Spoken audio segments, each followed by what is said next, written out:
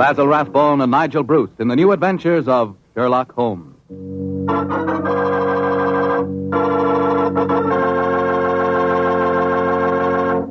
Invite you to listen to Dr. Watson tell us about another exciting adventure he shared with his old friend, that master detective, Sherlock Holmes.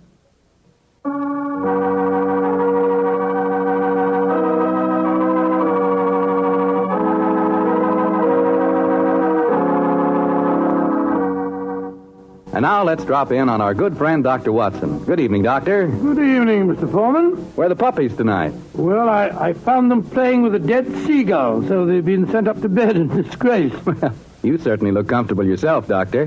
What's that small blue book you're reading, the latest bestseller? No, indeed not.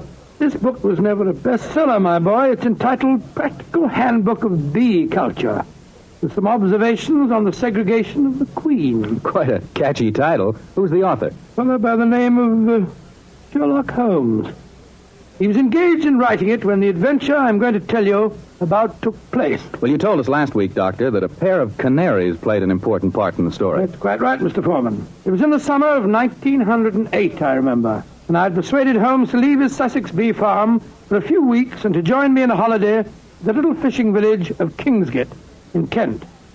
We were staying at a charming little inn called the Fisherman's Arms, and for the first few days, our holiday was a delightful one. And then, I suppose, Doctor, strange things began to happen. They did indeed, Mr. Foreman, they did indeed. Very strange things. One afternoon, we'd just finished a late tea, I remember, and were sitting outside on the lawn sunning ourselves and enjoying our pipe. Holmes lay back with his long, thin fingers clasped behind his head, gazing thoughtfully at the multicolored fishing boats bobbing at anchor in the harbor. After a moment or two, he spoke to me. Watson, you're really a splendid companion. I can't think of anyone else who would let me smoke my pipe in silence for half an hour without asking me what I'm thinking about. That's not very surprising, Holmes, after all the years that we've been together. Well, nevertheless, the gift is a rare one, old chap, and I appreciate it. Oh, thank you, old fellow. By the way, since the half hour's up, what have you been thinking about? The lack of enterprise of the modern criminal. Audacity and romance seem to have passed forever from the criminal world. Read this note I received this morning, old fellow. See for yourself how low I have sunk. All right, have a look. Mr. Holmes, I am staying in the same inn as yourself, and as I have had a very frightening experience, so to speak, I thought perhaps you would help me. Please do. It's signed Mary Victor. An exciting document, isn't it? Written on lavender notepaper, reeking of perfume, and the handwriting is obviously that of an adolescent girl. You haven't bothered to answer the course. Oh, yes, I have. I sent a message back by our good landlord that I would be glad to see her. Why, Holmes? You came down here to complete your handbook on bee farming. Oh, confound it. Those two wretched canaries are getting their sunbath on the windowsill above us. Oh, I think it's rather jolly to hear the little fellows chirping away up there. Oh, I find the sound most distracting. Let's go inside. You know, Holmes, those birds are owned by a charming couple, Mr. and Mrs. Wainwright. I was chatting with them on the stairs this morning. I'm afraid their charm will escape me as long as their pets continue to tweet in that irritating manner.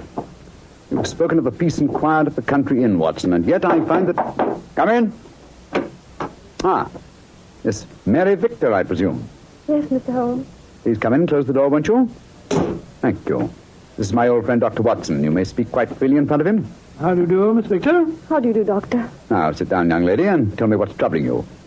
Mr. Holmes, I came down here from London to get away from someone, but I've been followed. I've been afraid to leave the inn. Until last night I felt I couldn't stand being cooped up any longer. So I went for a walk on the seashore. Someone followed me, Mr. Holmes.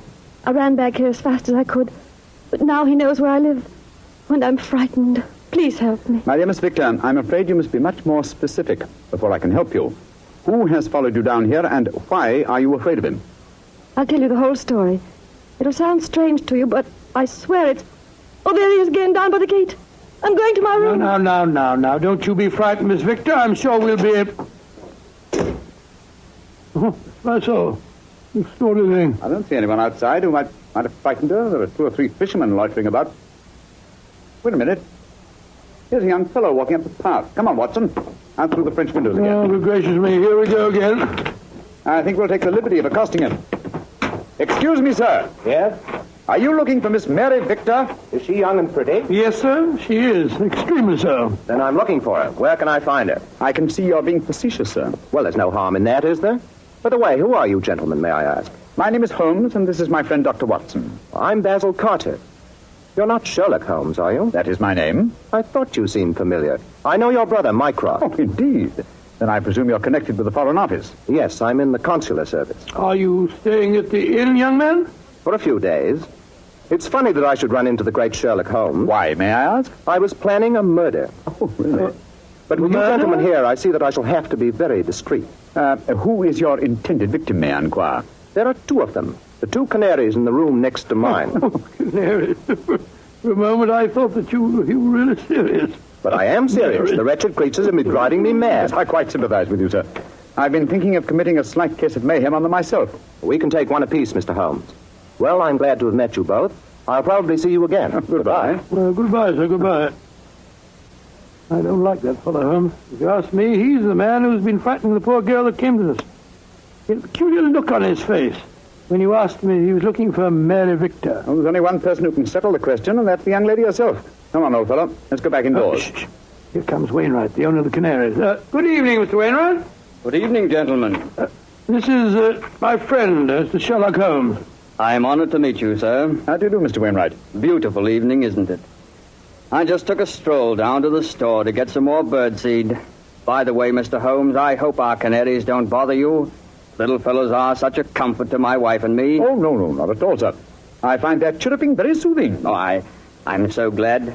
Good night, gentlemen. Good night, sir. Good night, Mr. Wilson. Not Wilson, Mr. Holmes. Wainwright. Oh, I beg your pardon. I'm so sorry. I thought you said Wilson. Good night. Well, not like you to mix up names, Holmes. I didn't mix them up, old fellow. I never forget a face. Mr. Wainwright is in reality Wilson, the notorious Canary trainer, whom I had the pleasure of sending to prison for a 7-year stretch in '95. Some years later, he made one of the most spectacular escapes from prison in the history of crime, and has since managed to evade all efforts to recapture him. Great Scott, he seems such a sweet old fellow. Well, possibly he's reformed, but I doubt it. Our stage is set for an intriguing problem, old chap, and our cast is an interesting one. A frightened young girl, a diplomat of uncertain integrity, and a noted criminal. Watson, I have a feeling that once again the game's afoot.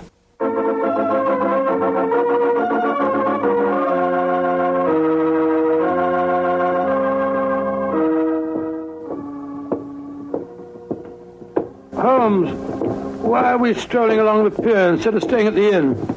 I thought you said that you were expecting trouble. I am, old chap, and I'm sure it'll find us out. You know, Holmes, I'm still completely mystified by the behavior of that girl, Mary Victor. I knocked at her door last evening, again this morning. I couldn't get any answer. And the landlord told me that she was not seen at dinner last night, nor at breakfast this morning, and yet her room has not been vacated. Curious. Hello, there's the village constable sunning himself at the end of the pier. Good morning, Sergeant Blake. Mr. Holmes, Dr. Watson. How are you, gentlemen? Yes, splendid, thank you, Sergeant, and very appreciative of the weather that you've provided for us. Oh, think nothing of it, sir. We always arrange that for our really distinguished visitors. By the way, Mr. Holmes, I was reading one of your friend's stories about you last night. The one called The Adventure of Mysteria Lodge. That was Wisteria Lodge, you foolish fellow. Well, maybe it was. Anyway, I was reading it aloud to me old woman. And if you don't mind my saying so, Mr. Holmes, we both thought you made a bad mistake. Oh, really? Though, of course, you come out all right in the end. Dear me, Sergeant, I stand reproved. Excuse me, Sergeant. Holmes, look. Look at that figure standing by itself right at the end of the pier. Our friend Wilson, the Canary trainer. He's got a revolver. Here, we don't want any of these goings-on in Kingsgate. Come on. Here, you. What are you doing waving that revolver about? Keep back, the three of you. I'm the law here. Don't you tell me what to do. Keep back, I say. I'm not afraid to fire. Better do as he says, Sergeant. You don't want to trifle with. Just exactly what are you up to, Wilson? You caught up with me once again, Sherlock Holmes. But this time you're not going to send me back to a prison again. And maybe the gallows. If I can't escape you, then I'll take my own way out with this revolver. Wilson, what in thunder are you talking about? The murder at the inn last night. I did it. Murder? I'm confessing in front of the three of you. Oh, you leave my wife alone. She didn't know anything about it.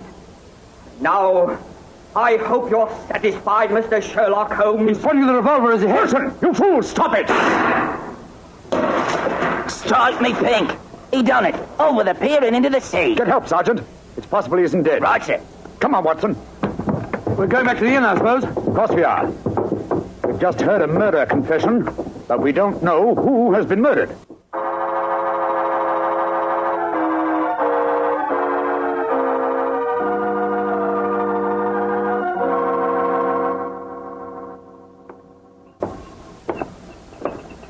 Holmes, what was the telegram that you sent off just now? A message to my brother, Mycroft. The innkeeper informed me that Basil Carter, the young diplomat we met yesterday, left the inn rather hurriedly in the early hours of this morning. Come on, let's go upstairs. Well, we'll have to break the news to Mrs. Wainwright, I suppose. Before we do that, I think we'll see if Miss Victor's in her room. Which one is it? Here, top of the stairs. We'll take the liberty of looking in. Miss Victor hasn't been seen since last night. Uh-huh. Unlocked. Lord, what a mess. Clothes strewn all over the place, open suitcases. Yes, it Look looks at as if the young lady had been planning an immediate departure. Where could you be? No one's seen her since last night. Mr. Mary, Oh, I beg your pardon, gentlemen. I thought I heard Mary Victor come in. I'm Mrs. Wainwright. Mrs. Wainwright, I'm afraid we have some rather bad news for you. Your husband shot himself a quarter of an hour ago at the end of the pier, and his body fell into the sea. Is he dead? We must presume so, madam. I left the police sergeant there searching for him. Sergeant Blake should be back here in a moment now.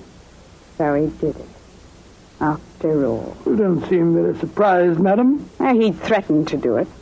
Mrs. Wainwright, before your husband shot himself, he confessed to committing a murder in this inn last night. A murder? Whose murder? At the moment, we're not quite sure. Oh, he must have been out of his mind. Mrs. Wainwright, I'm afraid I must ask you some rather painful questions. Are you aware that your husband was a criminal, that he served a prison sentence under the name of Wilson? Yes, I knew that. He told me when we were married 2 years ago. But he said that he'd gone straight ever since he'd come out of prison. That's why he changed his name. He was trying to make a fresh start. You know of no reason for his planning to kill anyone at this inn? None. And unless you find someone murdered, I wouldn't give too much thought to it. Yes, if you'll forgive my saying so, madam, you seem remarkably unmoved by your husband's tragedy. Why should I pretend? We were very unhappy together. This might be the best way out of it for both of us. Oh, my soul. My husband carried quite a large amount of life insurance. In the event of suicide, would that be payable? And on the policy, madam, but I must say that from your attitude, I begin to doubt whether your husband is dead. What do you mean? I mean that if Mr. Wilson, or if you prefer it, Mr. Wainwright, wished to disappear in spectacular style, what could be simpler than to pretend to shoot himself, drop into the sea... Mr. Elm! I'm up here, Sergeant. Ah, did you find him? Yes, Mr. Elm. We fished him out right away. Dead as a doornail. Shot himself to the head, he did. Well, that disposes of your last theory, Holmes. Did you find the revolver, Sergeant? Yes, ma'am. Got it right here with me. One bullet missing. Have you found out if anyone here's been murdered, Mr. I Elm? found out very little as yet. Wait a moment. Listen. I don't hear anything. Exactly, you hear nothing. Yet we're within a few feet of the Wainwright's room. What do you mean, Mr. Harris? I mean that there is one sound we should be hearing very clearly at the moment. Why didn't I think of it before? The sound of your canaries chirruping. We've heard little else for days. Come on, Watson.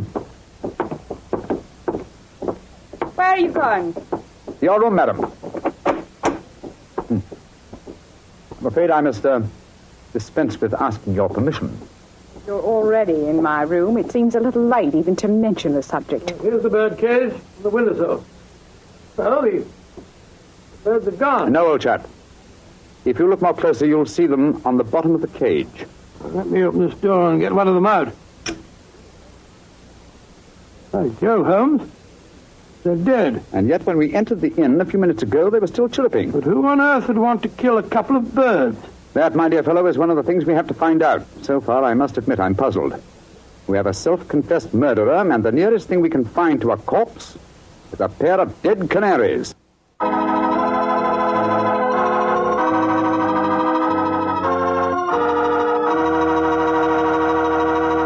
We'll bring you the rest of Dr. Watson's story in just a second.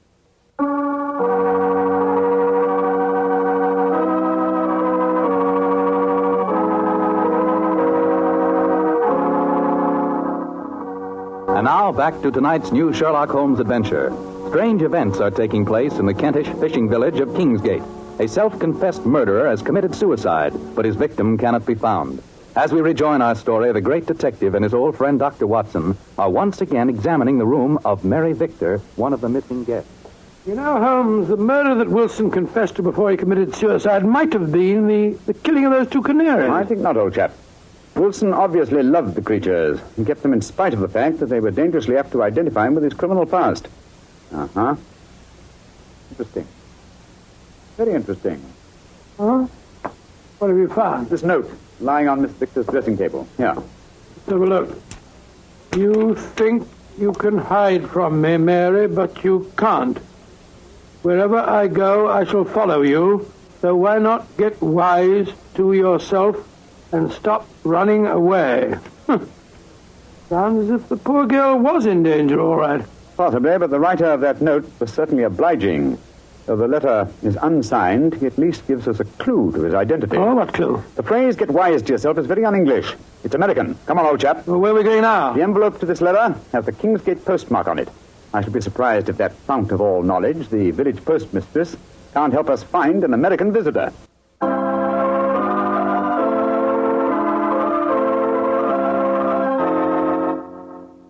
Yes, I know the young man you must be looking for, gentlemen. His name's Walter C. Bunker. He's been in here to send telegrams, and his accent's so strong you could cut it with a knife. Just like one of the Red Indian fellows you read about, Can you tell me where he lives, madam? Well, I can, sir. He's been rooming at Mrs. Bell's house.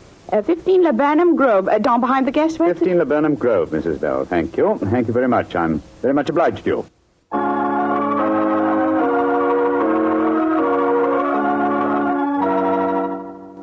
Mrs. Bell?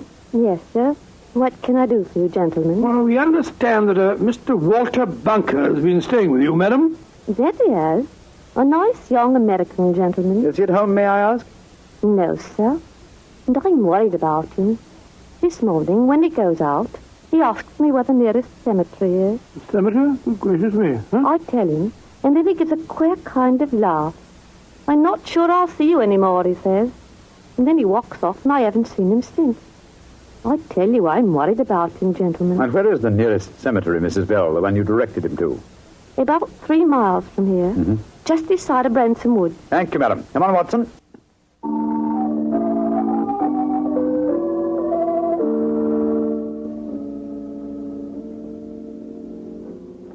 Cemetery seems deserted. Shh. There's music coming from the church. Good Lord, it's a funeral. Or a wedding. Come on.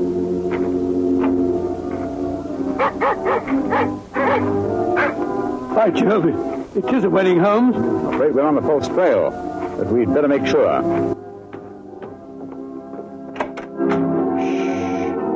Quiet, gentlemen, please. The ceremony is just ending. Just one question. Can you tell me the names of the couple who've just been married? Miss Mary Victor from the inn and a young American by the name of Bunker. Thank you.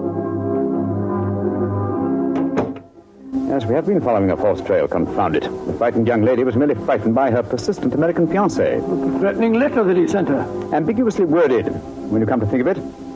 Anyway, we can cease to worry about Miss Victor. As she is now Mrs. Bunker, I think we can assume that she's out of all danger. We've got to start all over again. Oh, no, my dear fellow. The field is narrowing. We'll head back to the inn now, and I have a feeling that we're on the last lap of our strange adventure.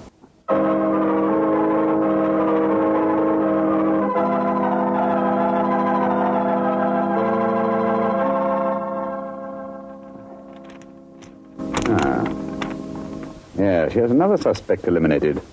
This telegram is from my brother Mycroft. I telegraphed him earlier on today to check on the movements of Basil Carter, the young man who left the inn so mysteriously in the early hours of this morning. His answer informs me that the gentleman in question was recalled to the Foreign Office suddenly and arrived quite safely a few hours ago. Well, now I'm completely puzzled. And I, old fellow, at last see daylight. Wish I did, Mr. Holmes. Sergeant, go upstairs and get the dead man's widow and bring her to my room, please. And then I think I can give you the solution to this problem.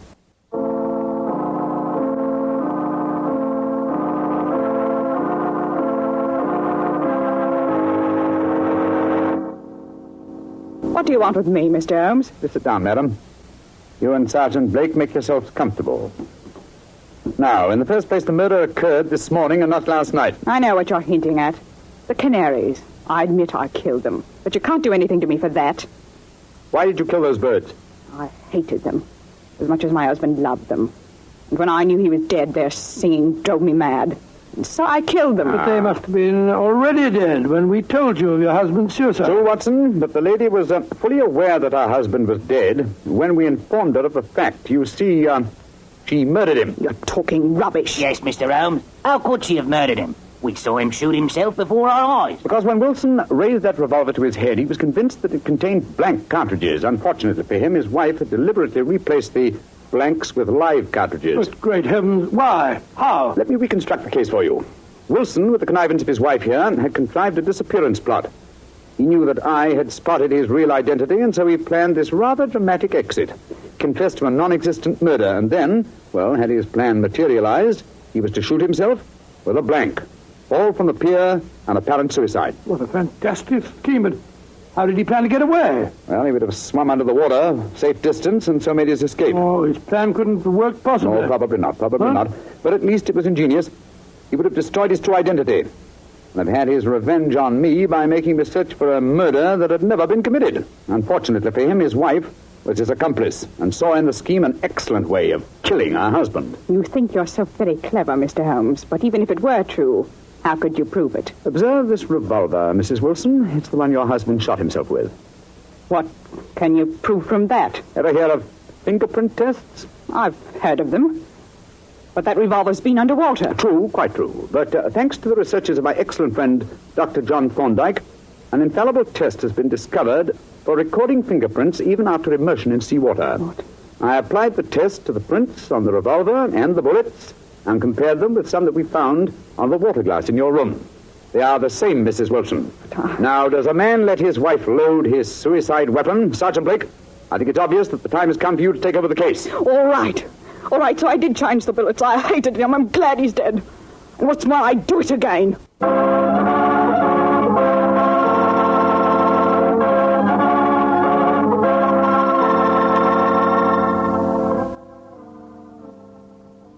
Mr. Holmes. Yes, Sergeant Blake? Well, now that I've taken Mrs. Wilson to the station and booked her on a murder charge, I wonder if you'd mind answering a question. With pleasure. This fingerprint test. I'd like to know about that.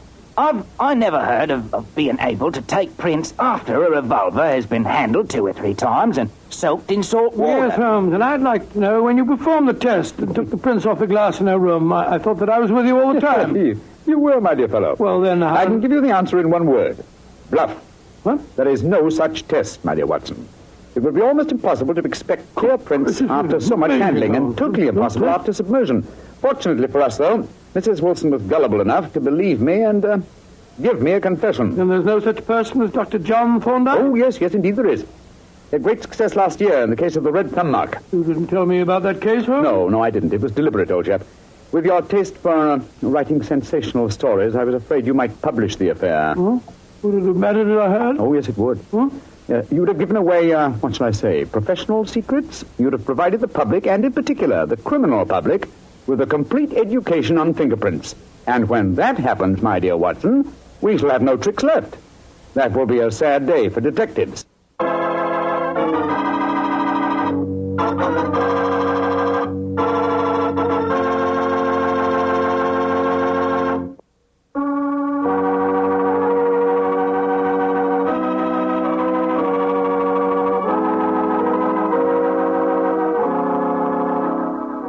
Tonight's Sherlock Holmes adventure is written by Dennis Green and Anthony Boucher and is based on an incident in the Sir Arthur Conan Doyle story, The Adventure of Wisteria Lodge. Mr. Rathbone appears through the courtesy of Metro-Goldwyn-Mayer and Mr. Bruce through the courtesy of Universal Pictures, where they are now starring in the Sherlock Holmes series.